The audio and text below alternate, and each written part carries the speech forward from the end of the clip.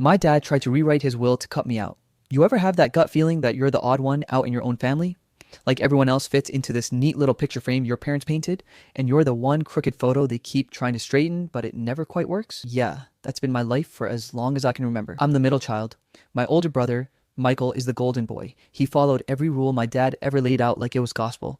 My younger sister, Claire, is the baby of the family, and to this day she could burn the house down, and dad would find a way to blame the fire department for not stopping her in time. And then there's me. I was never rebellious in the drugs and tattoos sense, but I always questioned things. If dad said, "This is how it's done," I was the kid who asked, why? If he told me to study business because that's what makes money, I chose literature. If he said family reputation was everything, I said happiness was more important. And that, more than anything, made me a disappointment in his eyes. Don't get me wrong, Mom always tried to balance things out. She'd defend me when Dad's temper flared, but even she had limits.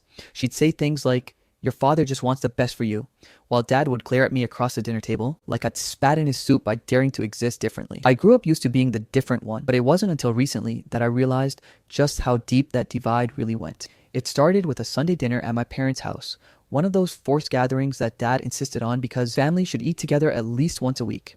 It didn't matter if we were busy or exhausted, you showed up. Period. The atmosphere was the same as always. Dad at the head of the table like a king on his throne. Michael to his right because apparently eldest sons get dibs. Claire chattering away about her social life. And me squeezed somewhere in between like an afterthought. Dinner was roast chicken and potatoes. Dad's favorite. Halfway through the meal, Michael started talking about a promotion he was up for at his firm. Naturally, Dad's chest swelled with pride, like Michael had just won the Nobel Prize instead of just moving one rung higher on the corporate ladder. "That's what I like to hear," Dad said, jabbing his fork in Michael's direction. "Hard work pays off. Stick with it and you'll be able to provide for your family the way a man should." Michael beamed. Claire chimed in with her usual, "We always knew you'd make it big," and Mom smiled sweetly. Then Claire pivoted the conversation to herself. She'd recently decided she wanted to start her own boutique. Never mind that she had zero business experience. Dad, of course, thought it was brilliant. "You've got the personality for it," he said, nodding as though her shopping addiction somehow translated to entrepreneurial genius. Then his eyes shifted to me. The table went quiet for a second, and I knew what was coming. "And what about you?" he asked. I cleared my throat. "I've been working on some freelance projects, writing gigs, editing contracts. It's picking up." Dad gave me the look, the one that silently screamed, "What a waste. Still chasing words, huh?" he said, shaking his head. "At some point, you'll have to get serious about life. You're not a kid anymore." I forced a smile, stabbed my potato, and said nothing. I'd learned a long time ago that engaging only fueled his fire. But then, out of nowhere, he dropped the bomb. "You know, I was talking to my lawyer last week," Dad said, wiping his mouth with a napkin. "We've been reviewing some things, estate planning, wills, that sort of stuff. It's important to keep things updated, especially as life changes." My fork froze halfway to my mouth. Michael leaned in like a shark smelling blood. "Oh yeah? What kind of changes?" Dad smirked. "Nothing set in stone yet. Just making sure everything reflects what's fair." Fair? That word stung. Because in Dad's world, fair often meant whatever benefits the kids I like best. Mom shifted uncomfortably, but she didn't say anything. Claire perked up, clearly interested. Michael nodded approvingly, like he was already cashing imaginary checks. I felt my stomach knot. I don't know why, but in that moment, I just knew. Whatever Dad was planning, it wasn't going to work in my favor. After dinner, while everyone else was sipping wine and laughing in the living room, I slipped out to the back porch. I needed air. My thoughts were spinning. Was Dad really changing the will? Would he actually cut me out? I was staring at the dark yard when I heard voices drifting from the open window above me. It was Dad and Michael. "It just makes sense," Dad was saying. "You're the one carrying the family legacy. You've done everything right. It wouldn't be responsible to split things equally." My chest tightened. Michael chuckled. "Claire too, right? Of course. She'll always have my support. But you're the one I can trust to manage things properly." I stood frozen, the night air suddenly colder than it should have been. They weren't even trying to hide it. They were openly discussing cutting me out. I don't remember much of the drive home, just a dull ache in my chest and the ringing in my ears. I kept replaying Dad's words over and over. It wouldn't be responsible to split things equally. That was the moment it hit me. I wasn't just the odd one out. I was disposable. I've always known my relationship with Dad was strained, but this was betrayal, and it was only the beginning. I didn't go looking for proof. I wasn't snooping around like some kind of conspiracy theorist. But when betrayal lives under your skin, you start noticing things you'd normally overlook. That's how I found it. It happened a couple of weeks after that Sunday dinner, the one where I overheard Dad basically confirming that Michael was the chosen one, and I was the family disappointment. I tried to convince myself maybe I'd misheard. Maybe I was being paranoid. But that gnawing pit in my stomach wouldn't let me drop it. One afternoon, I stopped by my parents' house unannounced. Mom had called earlier asking if I could help her set up a new printer. Nothing major. She always leaned on me for tech stuff because Michael was too busy, and Claire never understood these things. Honestly, I didn't mind. Mom was one of the few people who treated me like I actually mattered. When I got there, she was in the kitchen making tea. "Your dad's at the club with Michael," she said casually, like it wasn't the millionth time they'd gone off together while I got called for chores. I went upstairs to Dad's office because the printer was in there. It was the same office I'd been in 100 times as a kid, lined with bookshelves, smelling faintly of cigar smoke, the heavy oak desk polished to a shine. The printer setup was simple enough, but when I reached for a USB cable in the drawer, that's when I saw it. A folder, thick, with a law firm's letterhead sticking out of the top. I wouldn't normally care, but the tab on the folder was labeled in black marker, will draft. My pulse spiked instantly. I told myself, don't. It's not your business. Don't be that person. But the thing is, it was my business, because I knew, deep down, whatever was in that folder had everything to do with me. Hands trembling, I pulled it out. The first page confirmed it. Last will and testament of Robert Carter. My dad's name, my family, my future. I skimmed the lines, my eyes blurring as I took it in. The house? Going to Michael. Dad's business shares? Michael again. The vacation property? To Claire. A trust fund for Claire's boutique dream. Additional cash savings, investments, bonds, all divided between Michael and Claire. And me? Nothing. Not a single damn mention of my name beyond a vague line. I make no provision for my son, MC, as I believe he is adequately capable of supporting himself and requires no financial assistance. I sat there frozen, the words burning into my brain. Adequately capable. That was his reasoning. Years of holidays spent alone because I covered extra shifts to help the family. Years of quietly paying off mom's medical bills when insurance didn't cover everything. Years of helping Claire with essays, loaning her money, picking her up when she was drunk and stranded. Years of watching Michael ride high on dad's approval while I scraped by. And now I was being written out like I never mattered. My throat closed up. I didn't even realize I was shaking until the folder slipped from my hand and scattered across the desk. This wasn't a mistake. This wasn't a misunderstanding. This was betrayal, written in legal language, signed by my own father's hand. I shoved everything back into the folder, my chest heaving.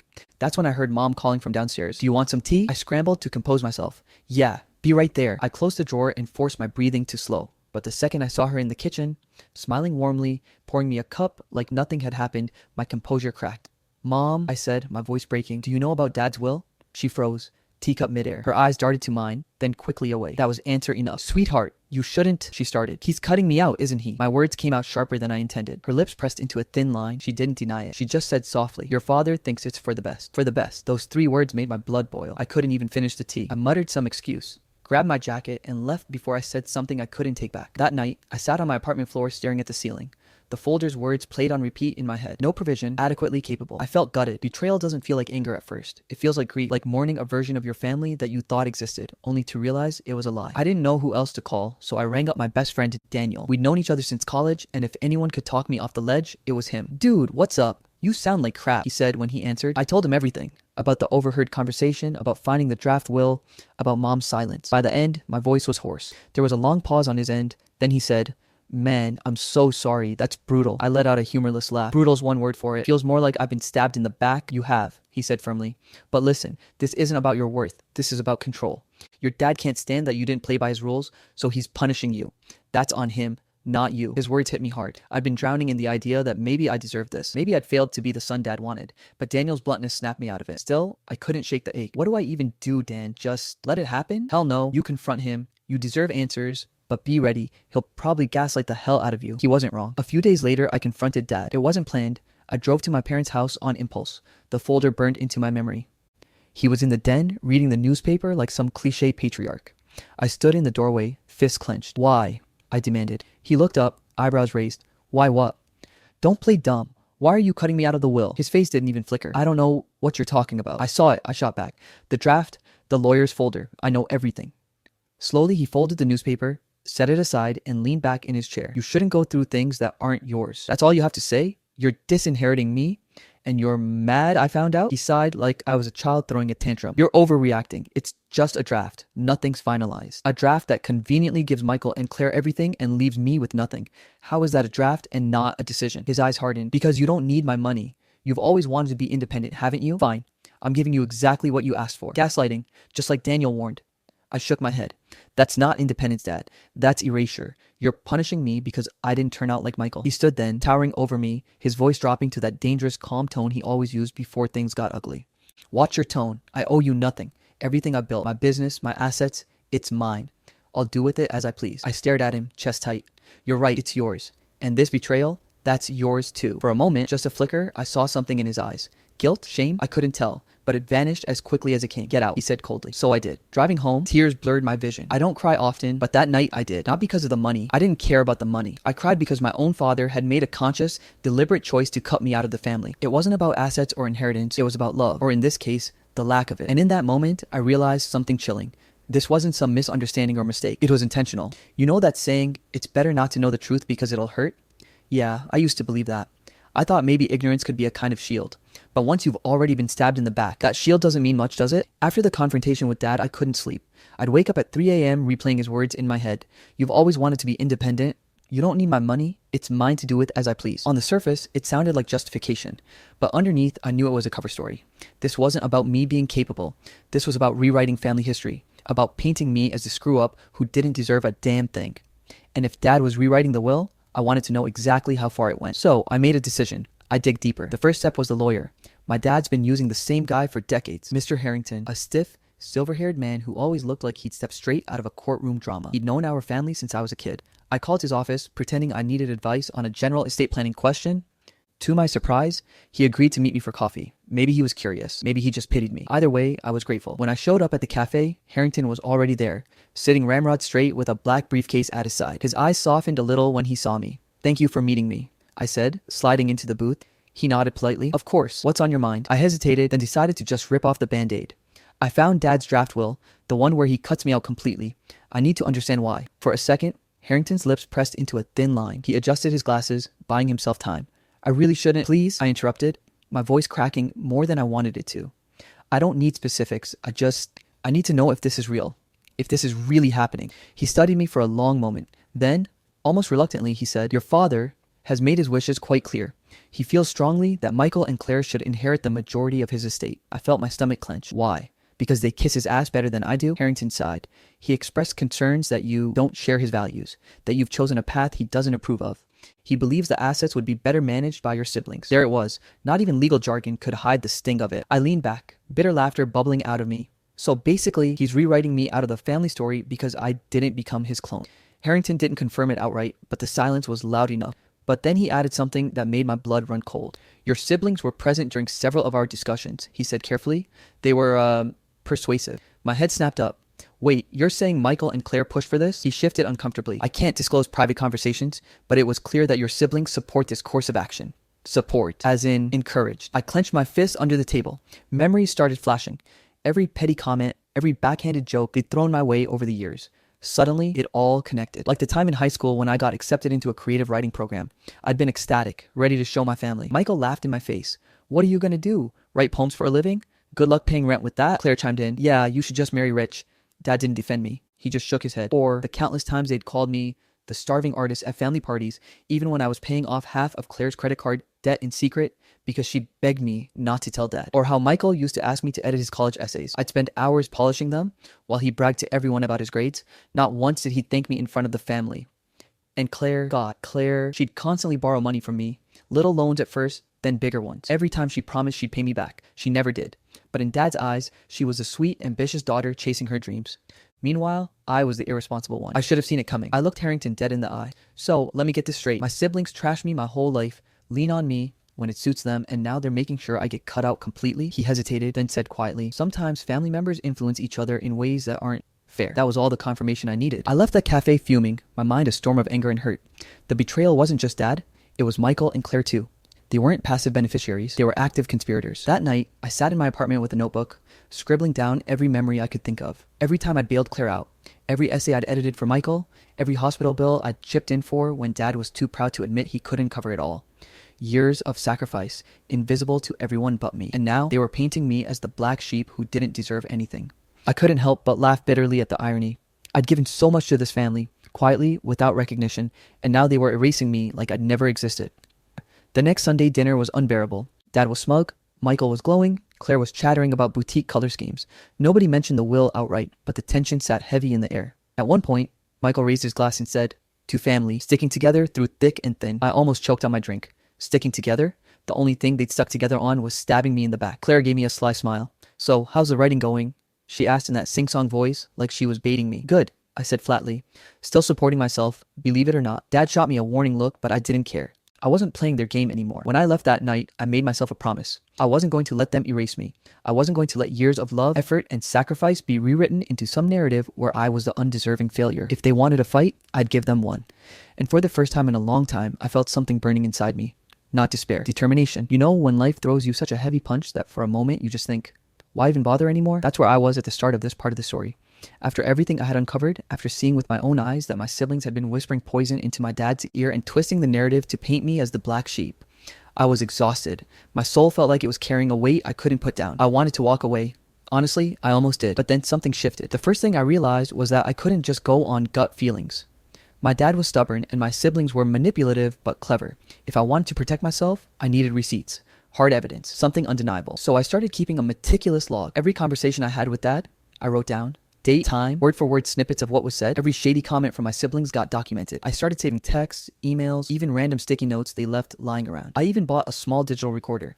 Not to do anything illegal, I made sure I only recorded conversations in situations where it was legally okay, but just knowing I had something tangible gave me strength. The first big break came when my sister, Melissa, accidentally sent me a text meant for my brother. It read, "Dad's almost ready. He just needs reassurance that cutting my name out is for the best. You'll talk to him tonight?" My stomach dropped. That text alone was confirmation. They were actively working against me. It wasn't paranoia, it wasn't exaggeration, it was cold, calculated betrayal. I saved that text, backed it up twice, and stared at it for a long time. But even with documentation, I felt alone, completely isolated. I couldn't just keep carrying this weight by myself. That's when I reached out to Aunt Carol. Carol is my dad's younger sister. Growing up, she was always the cool aunt. She lived in a modest house, worked as a librarian, and never married. But she had this warmth about her that made you feel seen. She'd been at countless family gatherings, sitting on the sidelines while my dad boasted about Melissa's perfect little family or Jason's impressive career. But every time, when no one was looking, Carol would give me that knowing smile, like she could see through the facade. So I called her. At first, I hesitated, worried she'd think I was overreacting. But when I told her about the draft, the conversations, and especially that text from Melissa, she went silent for a long time. Then she said, "I knew it. I knew something like this was going to happen. Your father has always had blinders when it came to your siblings. But cutting you out, that's cruel. You've done more for him than either of them ever did." Hearing her validate me nearly broke me down right there on the phone. I wasn't crazy. I wasn't just the emotional one in the family. Someone else saw it too. Carol became my rock in those weeks. She started sharing stories I didn't even know. Times when dad had openly dismissed me in front of others. Times when Melissa had bragged about being dad's favorite. She even told me that years ago, after I'd helped dad pay off a loan he was drowning in, he had still told relatives that Jason was the responsible one. It stung, but it also gave me perspective. This favoritism wasn't new. It was just reaching its ugliest stage. Still, even with Carol in my corner, I hit rock bottom. It happened one night around midnight. I was sitting at my desk with all my notes spread out in front of me. Screenshots, printouts, little scribbled journal entries. It looked like some conspiracy theorist board, only this wasn't aliens or lizard people. It was my own flesh and blood. I just stared at it all and thought, what's the point? If my own dad could look at everything I've done for him, the sacrifices, the loyalty, the nights I stayed up when he was sick, the money I gave him when he was struggling, and still decide I was disposable, then maybe I was. I felt worthless. I remember breaking down, full on ugly crying, head in my hands, chest heaving. I don't cry often, but that night, I sobbed until I couldn't breathe. For the first time, I thought about just letting it all go. Not fighting, not documenting, not caring. Just disappearing from the family altogether and letting them rot in their own mess. But then something happened. The next day, I was still in that fog when Carol called me. She said she'd been cleaning out some old boxes and found letters, actual handwritten letters from my dad to her, dated years back. In one of them, he vented about me.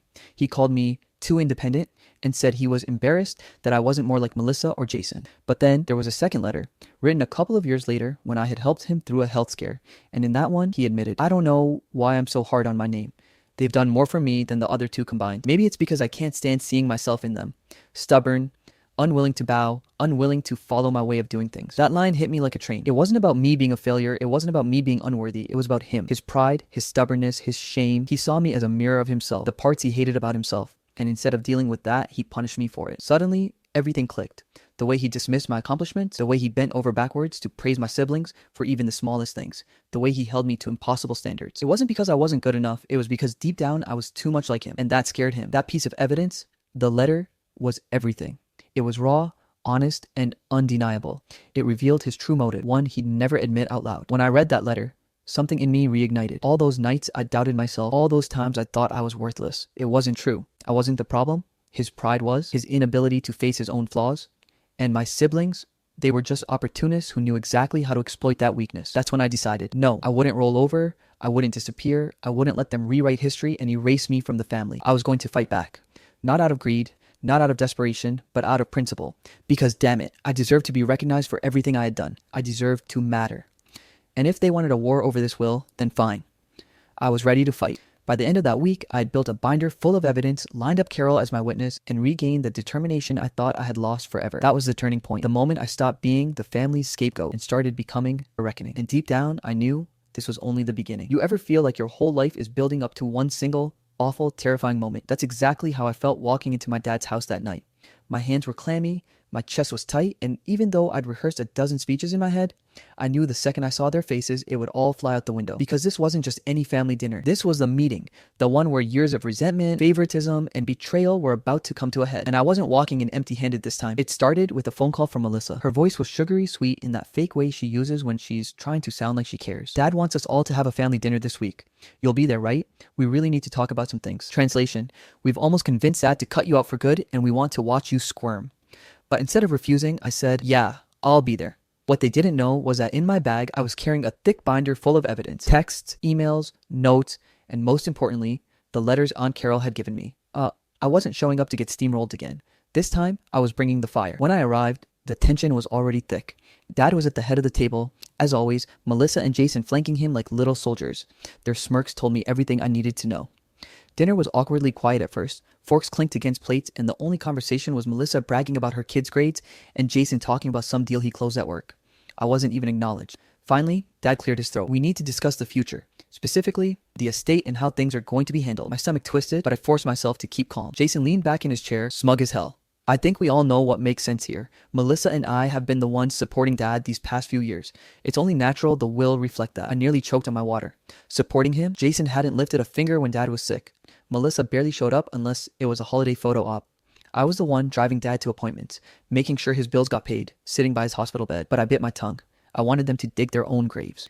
Then Melissa turned to me with this faux concerned look. Of course, we're not saying you don't matter, but you've chosen a different path, independent.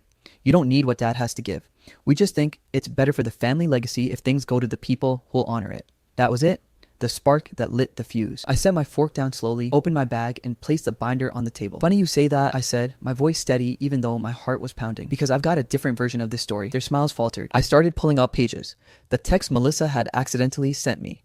Printouts of Jason bragging to a friend about securing the bag once Dad rewrites the will. Notes from Dad where he dismissed my sacrifices. And finally, the letters Aunt Carol gave me. I read the damning lines out loud. I don't know why I'm so hard on my name. They've done more for me than the other two combined. Maybe it's because I can't stand seeing myself in them. Stubborn, unwilling to bow, unwilling to follow my way of doing things. The room went silent. Melissa's face went pale. Jason's jaw clenched. Dad's eyes darted to the letter, then to me, then back down. I leaned forward. Don't you dare sit there and tell me I don't deserve to be part of this family's legacy. I've been there for you, Dad. Every damn time. When Melissa was too busy showing off her perfect life and Jason was chasing money, I was the one holding things together. And you know it. That's when the shouting started. Jason slammed his hand on the table. This is manipulation. You're twisting things to make us look bad. Melissa chimed in, her voice shrill. You're just jealous. You've always been jealous because Dad actually respects us. We're successful, we're stable, you're liars, I snapped. You've been poisoning Dad against me for years, making me out to be some failure because I didn't fit your mold. But here's the truth, you needed me. Every time you screwed up, every time Dad was in trouble, I was the one who fixed it. You just made sure no one remembered it. The air was electric. Years of buried resentment came spewing out like lava. Jason called me selfish, Melissa called me irresponsible. I threw back receipts, literal and metaphorical, for every time I carried this family on my back while they strutted around like golden children. Finally, Dad slammed his hand down, his face red with anger. Enough, he barked. The room fell silent. He looked at me, his voice shaking, not from weakness, but from something deeper. You think you've had it so hard, don't you? Always the victim, always the martyr, but you don't understand what it's like being me.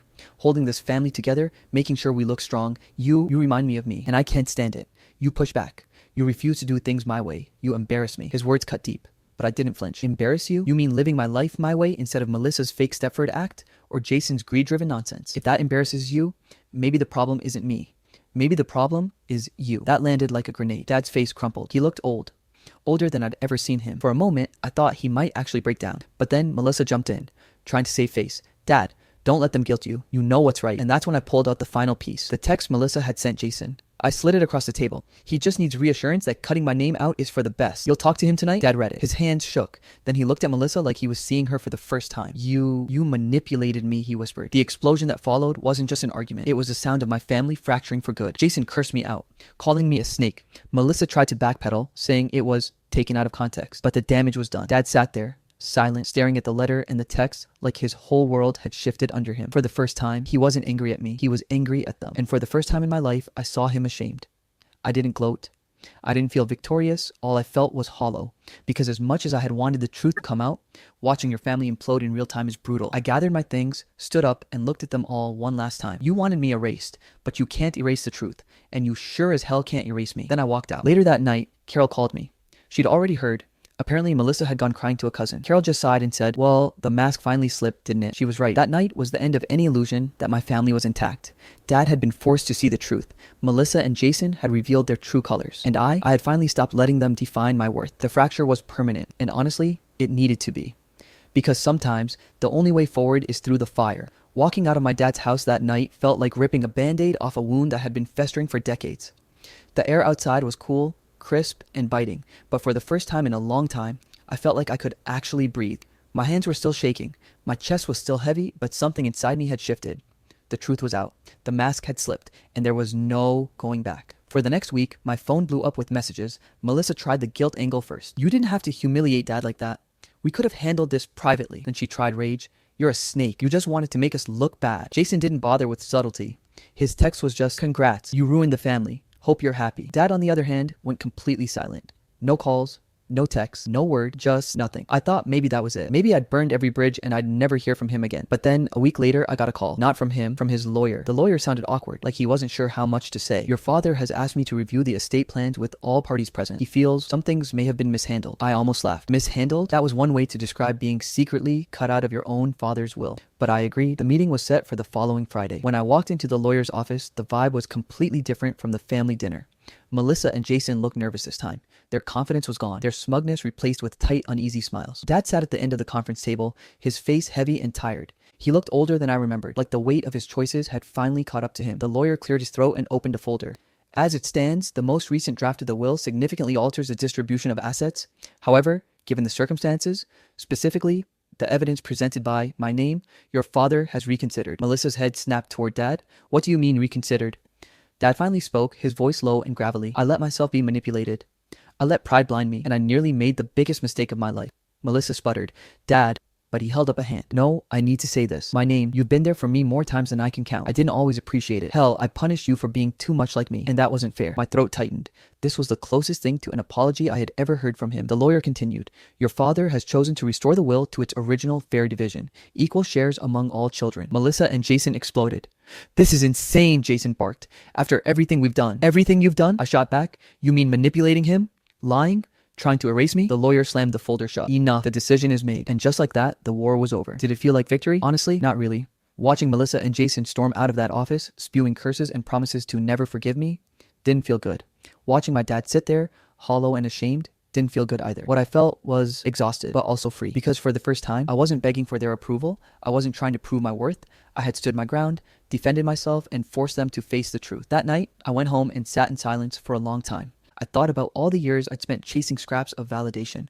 All the nights I'd replayed conversations in my head, wondering if I was the problem. All the times I'd swallowed my pain just to keep the peace. And I realized something. Family isn't about blood. It's about loyalty, respect, love. Melissa and Jason, they weren't family anymore. Dad, he was blood, sure. But he had a long road ahead if he wanted to earn that title back. But Aunt Carol, my partner, my friends who stood by me when everything fell apart, they were family.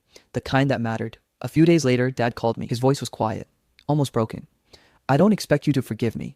Not after what I did, but I want you to know I see you now. I see everything you've done for me, and I'm sorry. For a long time, I didn't say anything because part of me wanted to scream at him, to tell him too little, too late.